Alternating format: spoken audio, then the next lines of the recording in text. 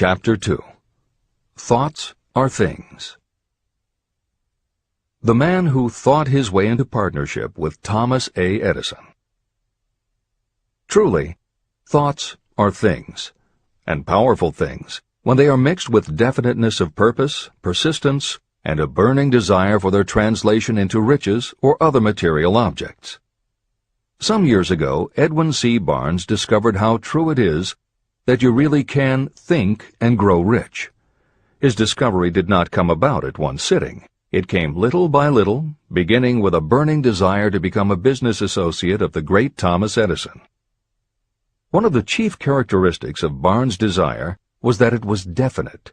He wanted to work with Edison, not for him. Pay close attention to the story of how he turned his desire into reality, and you'll have a better understanding of the principles that lead to riches. When this desire, or this thought, first flashed into his mind, he was in no position to act upon it. Two problems stood in his way. He did not know Mr. Edison, and he did not have enough money to buy a train ticket to West Orange, New Jersey, where the famed Edison Laboratory was located. These problems would have discouraged the majority of people from making any attempt to carry out the desire. But his was no ordinary desire. The Inventor and the Tramp. Edwin C. Barnes presented himself at Mr. Edison's laboratory and announced that he had come to go into business with the inventor. Years later, in speaking about that first meeting, Mr. Edison said about Barnes, "He stood there before me looking like an ordinary tramp, but there was something in the expression of his face which conveyed the impression that he was determined to get what he had come after. I had learned from years of experience with men that when a man really desires a thing so deeply that he is willing to stake his entire future on a single turn of the wheel in order to get it, he is sure to win. I gave him the opportunity he asked for, because I saw he had made up his mind to stand by until he succeeded. Subsequent events proved that no mistake was made." It could not have been the young man's appearance that got him his start in the Edison office. That was definitely against him. It was what he thought that counted. Barnes did not get his partnership with Edison on his first interview. What he did get was a chance to work in the Edison offices at a very nominal wage. Months went by. Nothing happened to bring nearer the goal that Barnes had set as his definite major purpose. But something important was happening in Barnes' mind. He was constantly intensifying his desire to become the business associate of Edison. Psychologists have correctly said, when one is truly ready for a thing, it puts in its appearance. Barnes was ready for a business association with Edison, and he was determined to remain ready until he got what he was seeking. He did not say to himself, "Ah, well, what's the use? I guess I'll change my mind and try for a salesman's job." But he did say, "I came here to go into business with Edison, and I'll accomplish my goal if it takes the remainder of my life." He meant it. What a different story people would tell if only they would adopt a definite purpose and stand by that purpose until it had time to become an all-consuming obsession. Maybe young Barnes did not know it at the time, but his bulldog determination and his persistence in focusing on a single desire was destined to mow down all opposition and bring him the opportunity he was seeking.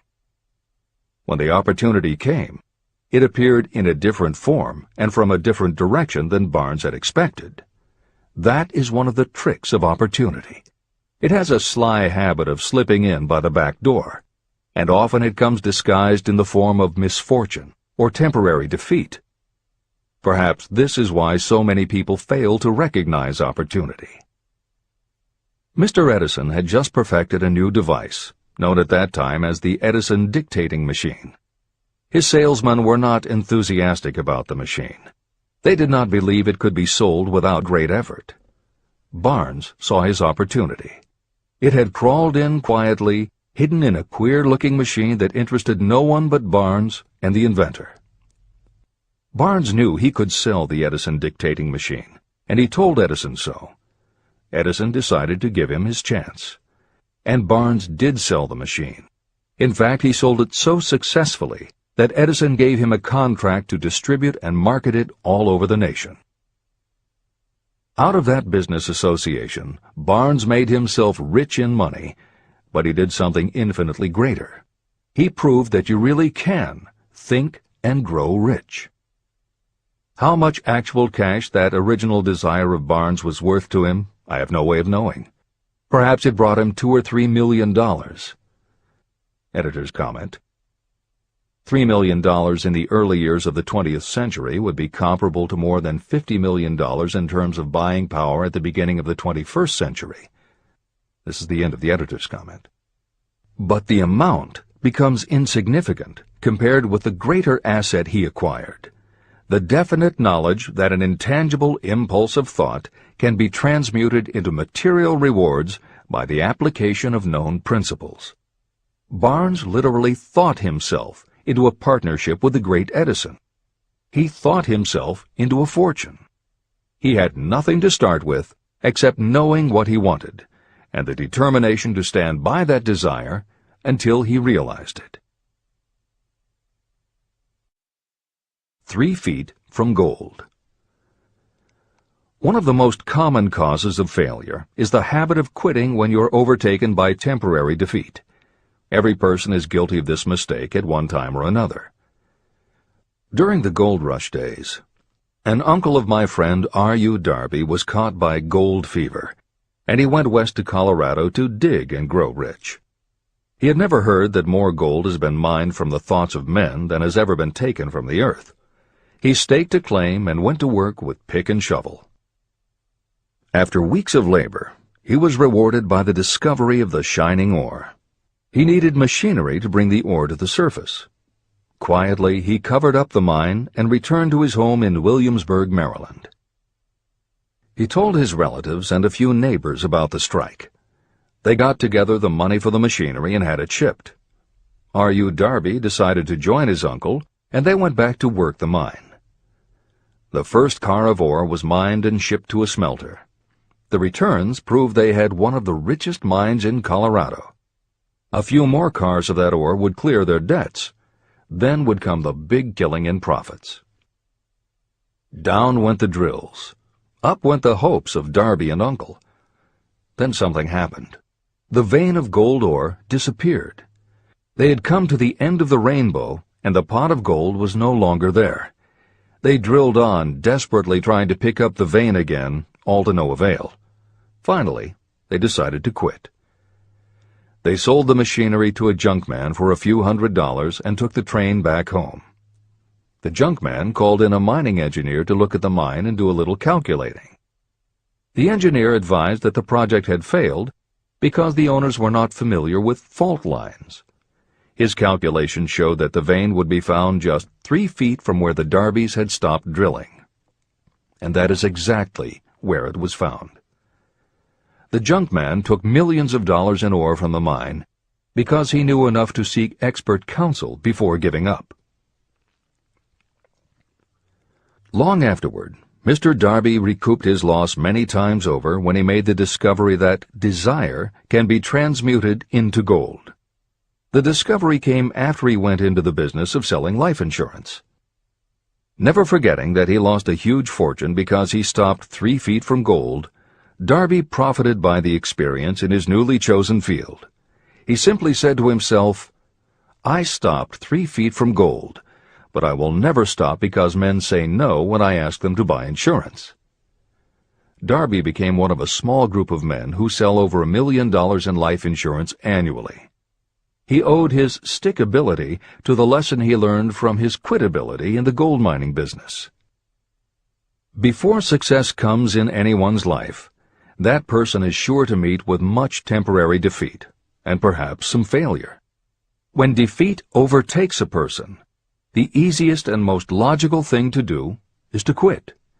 That is exactly what the majority of people do. More than 500 of the most successful people this country has ever known told me their greatest success came just one step beyond the point at which defeat had overtaken them. Failure is a trickster with a keen sense of irony and cunning. It takes great delight in tripping you just when success is almost within reach. Editor's comments. Napoleon Hill's creed, "Every failure brings with it the seed of an equivalent success," was the inspiration for entrepreneur and motivational speaker Wayne Allen Root to write his book, The Joy of Failure. Published in the late 1990s, it not only tells Wayne's personal story of using his failures as stepping stones to success, he also recounts stories from other successful people, which prove that the rich and famous got to be that way only because of what they learned from their failures. People such as Jack Welch, the hugely successful CEO of General Electric, who early in his career failed dramatically when a plastics plant for which he was responsible blew up. Billionaire Charles Schwab was a failure at school and university, flunking basic English twice due to a learning disability, and then failed on Wall Street more than once before he thought of the idea that grew to make him very rich indeed. Sylvester Stallone, Bruce Willis, Oprah Winfrey, Bill Clinton, Stephen Jobs, Donald Trump, and a host of other equally well-known achievers all had to fail in order to learn the lessons that ultimately made them successes. Every one of them was a failure, but none of them was defeated. Charles F. Kettering, who patented more than 200 inventions including the automobile ignition, the spark plug, Freon for air conditioners, and the automatic transmission, said, "From the time a person is 6 years old until he graduates from college, he has to take 3 or 4 examinations a year. If he flunks once, he is out. But an inventor is almost always failing. He tries and fails maybe 1,000 times.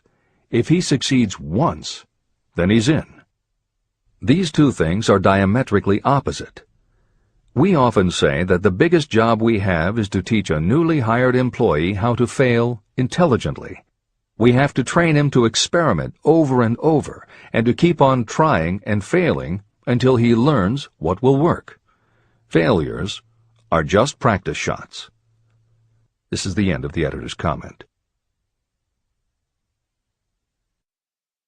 A 50-cent lesson in persistence. Shortly after Mr. Darby received his degree from the University of Hard Knocks, he witnessed something that proved to him that no does not necessarily mean no. One afternoon, he was helping his uncle grind wheat in an old-fashioned mill.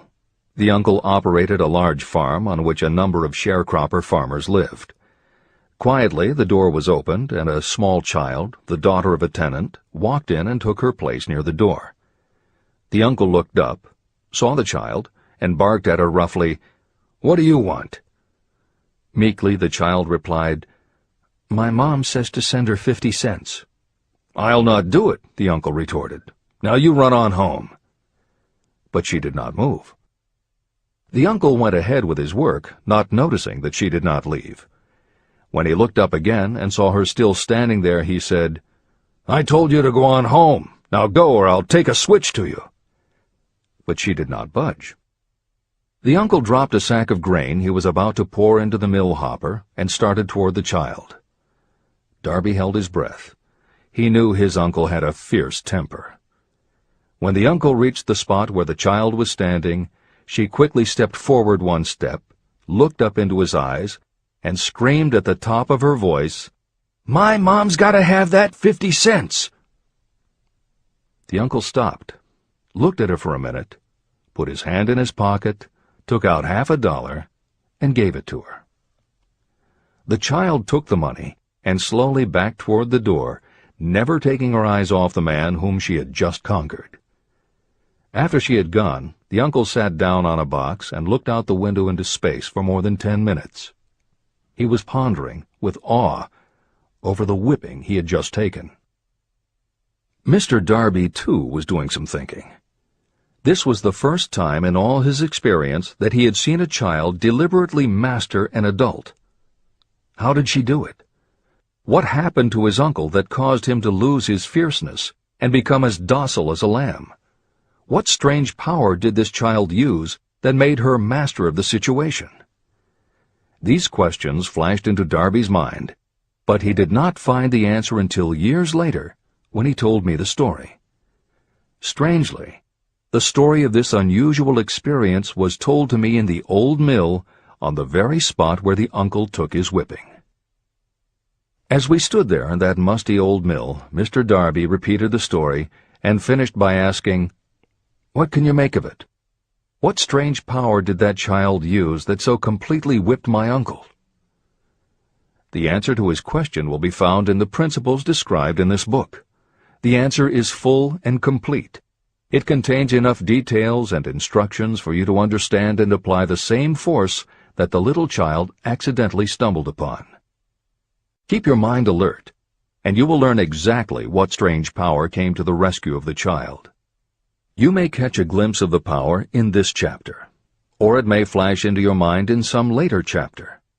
If you stay alert to the possibility, somewhere you will find the idea that will quicken your receptive powers and place at your command this same irresistible power.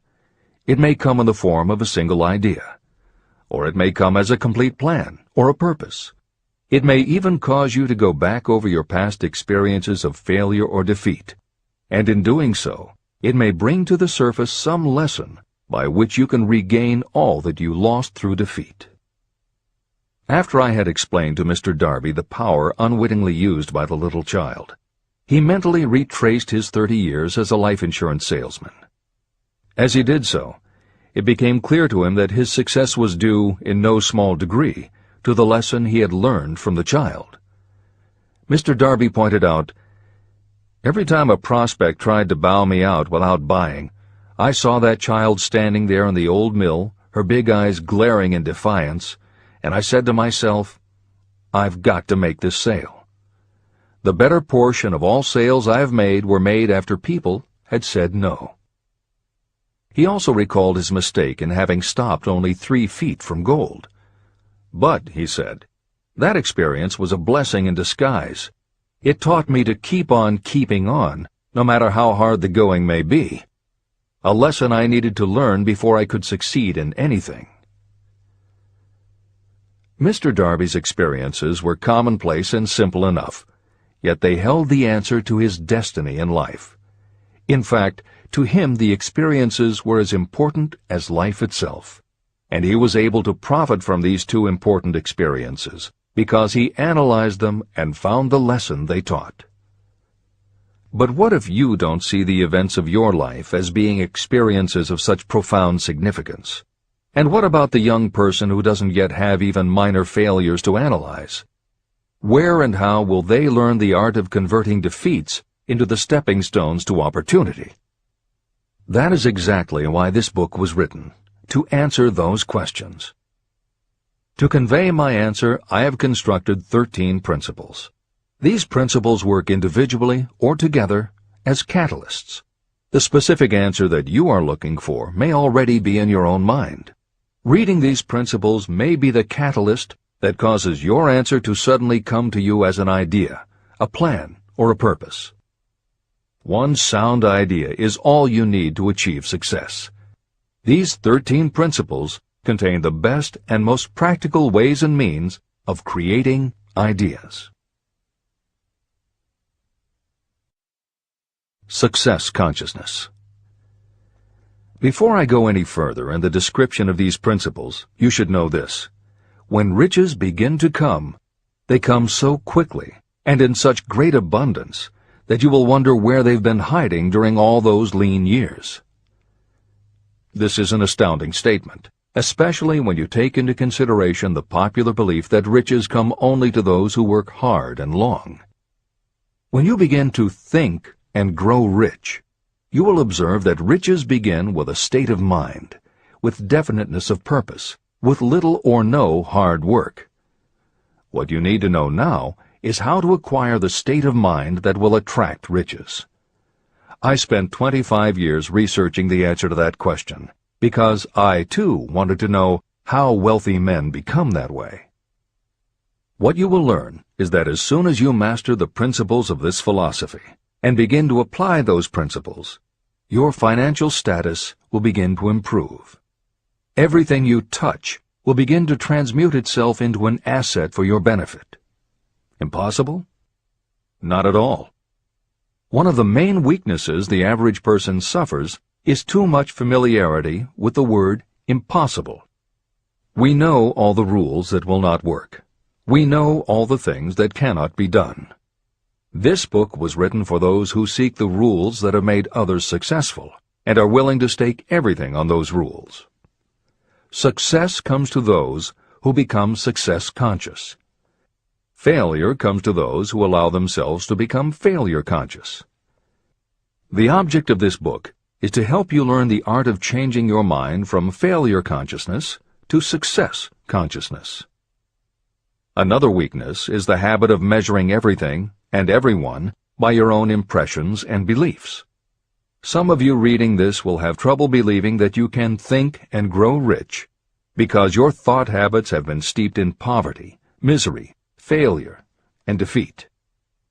This kind of thinking reminds me of the story about the man who came from China to study at the University of Chicago. One day, President Harper met this young man on campus and stopped to chat with him for a few minutes. He asked what had impressed him as being the most noticeable characteristic of the American people. "Why," the student exclaimed, "the unusual shape of your eyes." It's all a matter of perspective and habit. The same is true of your belief in what a person can achieve. If you have formed the habit of seeing life only from your own perspective, you may make the mistake of believing that your limitations are in fact the proper measure of limitations. The impossible Ford V8 motor. When Henry Ford decided to produce his famous V8 motor, he chose to build an engine with the entire 8 cylinders cast in one block. Ford instructed his engineers to produce a design for the engine. The design was drawn up on paper, but the engineers agreed to a man that it was simply impossible to cast an 8-cylinder engine block in one piece. Ford said, "Produce it anyway." But they replied, "It's impossible." "Go ahead," Ford commanded, "and stay on the job until you succeed, no matter how much time is required." So the engineers went ahead. 6 months went by. Nothing happened. Another 6 months passed, and still nothing. The engineers tried every conceivable plan to carry out the orders, but the thing seemed out of the question. Impossible. At the end of the year, Ford again checked with his engineers, and again they told him they had found no way to carry out his orders. "Go right ahead," said Ford. "I want it, and I'll have it." They went ahead. And then, as if by a stroke of magic, the secret was discovered. The Ford determination had won once more. Henry Ford was a success because he understood and applied the principles of success. One of these principles is desire, knowing clearly what you want. Remember this Ford story as you continue reading this book. Pick out the lines in which the secrets of his stupendous achievement have been described. If you do this, if you can put your finger on those particular principles that made Henry Ford rich, you may equal his achievements in almost any calling for which you are suited. Editor's comments. To those readers who may interpret Ford's actions as nothing more than obstinacy, the editors would point out that he was employing a technique that has become a common part of strategic planning in many industries, including aerospace, computers, medicine, and the military. When launching large, complicated, long-term projects, the planners often know that at certain points along the way they will need components that simply do not yet exist. The fact that at the beginning there is no way to get from A to B does not deter them. There are many parts of the project they can get started on now, and they just assume that by the time they get to the point where they will need a technology or a device, they will have solved the problem of making it, and they have been proven right time and again. Stated simply, the technique is to clearly know what you want to accomplish, have faith in your ability to do it, and persist until you have accomplished your goal. This is the end of the editor's comments. Why you are the master of your fate. When the famed English poet William Henley wrote the prophetic lines, "I am the master of my fate, I am the captain of my soul," he should have informed us that the reason we are the masters of our fate, the captains of our souls, is that we have the power to control our thoughts. He should have told us that it is because in some way our brains become magnetized with the dominating thoughts that we hold in our minds. And it is as though our magnetized minds attract to us the forces, the people, and the circumstances of life that are in sync with our dominating thoughts. He should have told us that before we can accumulate riches in great abundance, we must magnetize our minds with intense desire for riches. That we must become money-conscious until the desire for money drives us to create definite plans for acquiring it. But, being a poet, Henley contented himself by stating a great truth in poetic form, leaving those who followed him to interpret the philosophical meaning of his lines. Little by little, the truth has unfolded itself, until I have come to know with certainty that the principles described in this book hold the secret of mastery over our economic fate. Principles that can change your destiny. We are now ready to examine the first of these principles, and as we do, I ask you to maintain a spirit of open-mindedness. Remember as you read that these principles are not my invention, nor are they the invention of any one person. These principles have worked for literally millions of people. You, too, can put them to work for you and your own enduring benefit. You will find it easy, not hard to do. Some years ago, I delivered the commencement address at Salem College in Salem, West Virginia. I emphasized with so much intensity the need to have a burning desire that one of the members of the graduating class became completely convinced and made it a cornerstone of his own philosophy. That young man became a congressman and an important factor in President Franklin D. Roosevelt's administration. He wrote me a letter in which he so clearly stated his opinion of the principle of desire outlined in the next chapter that I have chosen to publish his letter as an introduction to that chapter. It gives you an idea of the rewards to come. My dear Napoleon, my service as a member of Congress having given me an insight into the problems of men and women, I am writing to offer a suggestion which may become helpful to thousands of worthy people. In 1922, you delivered the commencement address at Salem College when I was a member of the graduating class. In that address, you planted in my mind an idea which has been responsible for the opportunity I now have to serve the people of my state, and will be responsible, in a very large measure, for whatever success I may have in the future. I recall, as though it were yesterday, the marvelous description you gave of the method by which Henry Ford, with but little schooling, without a dollar, with no influential friends, rose to great heights. I made up my mind then, even before you had finished your speech, that I would make a place for myself, no matter how many difficulties I had to surmount. Thousands of young people will finish their schooling this year and within the next few years. Every one of them will be seeking just such a message of practical encouragement as the one I received from you. They will want to know where to turn, what to do to get started in life. You can tell them, because you have helped to solve the problems of so many, many people. There are thousands of people in America today who would like to know how they can convert ideas into money. People who must start from scratch, without finances, and recoup their losses. If anyone can help them, you can. If you publish the book, I would like to own the first copy that comes from the press, personally autographed by you. With best wishes, believe me, cordially yours, Jennings Randolph. Since that time in 1922, I watched Jennings Randolph rise to become one of the nation's leading airline executives, a great inspirational speaker, and a United States Senator from West Virginia. 35 years after I made that speech, it was my pleasure to return to Salem College in 1957 and deliver the baccalaureate sermon. At that time, I received an honorary Doctor of Literature degree from Salem College. Editor's comments. As you begin the next chapter, the editors would like to reinforce the earlier statement that what you are reading is not just a collection of theories out of which you can cherry-pick what you like. The 13 principles of success were proven by the real-life experiences of the long list of famous successful people cited earlier by Napoleon Hill. His techniques are also practiced and endorsed by the contemporary experts and authors whom the editors mentioned, following Hill's list. More than 60 million people have purchased copies of the book that you are now holding in your hands.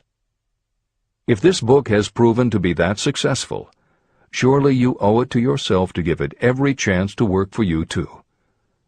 Read it. Don't question it. Do it.